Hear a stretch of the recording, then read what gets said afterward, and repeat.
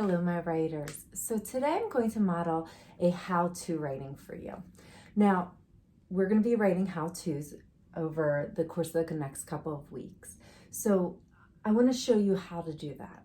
When you're first trying to think about your how-to, you want to think, what are my steps in order? Just like when we did our personal narrative where we wanted to try to say it across our fingers first so that we know what we want to talk about before we get it on paper. It's very important to do that with a how-to, because when you're doing a how-to, you're giving directions. And when you're giving directions, people need to follow them in a certain order, right? For example, if you're brushing your teeth, right? The last step isn't your first step isn't put your toothbrush away. Your last step might be put your toothbrush away. So if you give directions out of order, your person who's trying to follow them isn't going to be able to do it. It's not going to come out right when you're making something.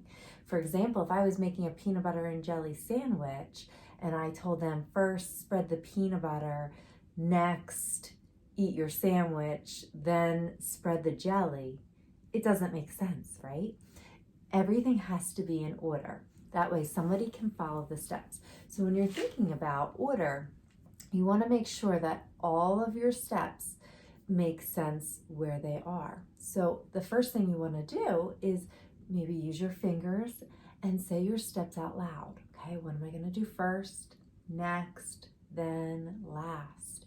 Hey, do you hear those order words? Remember those temporal words? We use them with our personal narratives. Well, they're back again, because when we're telling something in order, we need to use those order words so that people understand which step goes where. Okay, so I'm going to think through how to make a peanut butter and jelly sandwich. Now, just because I'm writing about this doesn't mean that you can't write about this later on. Everybody makes their peanut butter and jelly sandwich differently. I like my crust on, but some of you might want your crust off. So different things happen when you're making a sandwich. Everybody makes things slightly differently than someone else. So let me start thinking about my steps in order. So I'm gonna have my 4 fingers because I wanna put my steps in order. So let me think. First I get my ingredients. There's a lot of things I have to get. I have to get the peanut butter, my knife, the bread.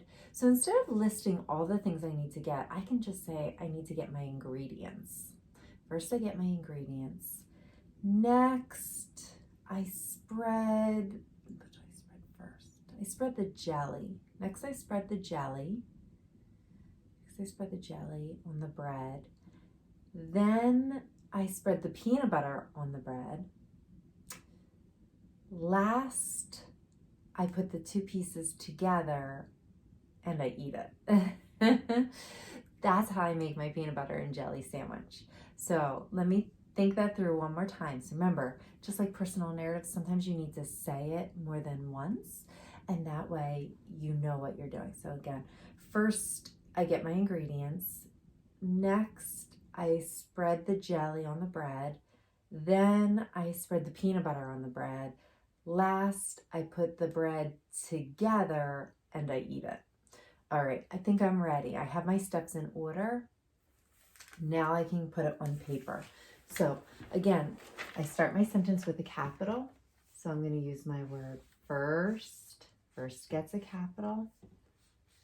Now I can say first I, but I don't even need to use the word I if I don't want to. I can go right into what needs to be done because it's directions. So first, comma, get your, or I could say get your or get my ingredients.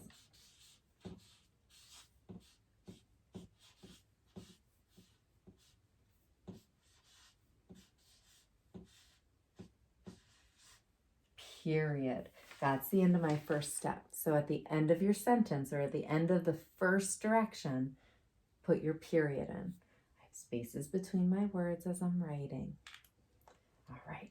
So I get your ingredients. Next,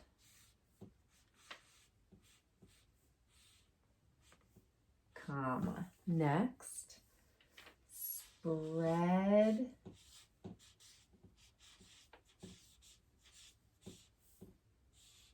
the, and I could say the jelly on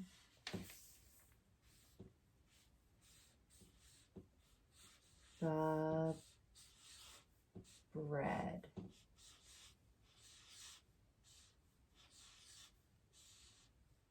Period. Next, spread the jelly on the bread. Period. Okay, so now I have to think, okay, first I get your ingredients, next spread the jelly on the bread. Then, what do I do then? Oh yeah, then I spread the peanut butter on the bread. So here's my period. I don't really need to go down here to another line. After my period, I can start right here with my next sentence. Then, comma, spread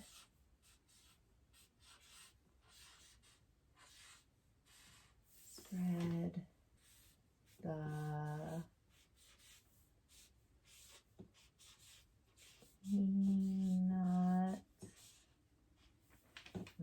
peanut butter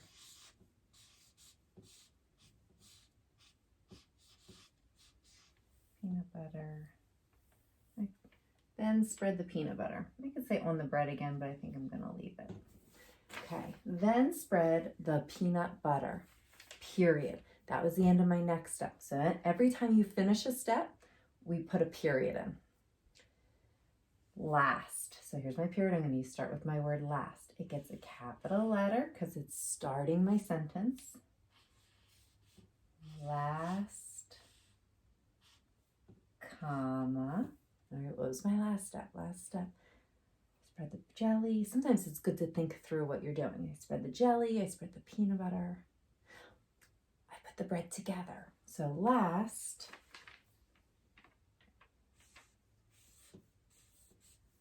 put the bread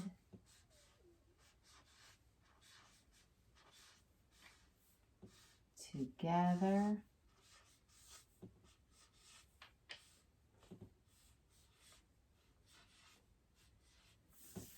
and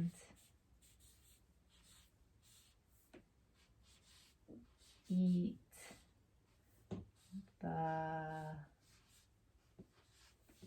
sandwich.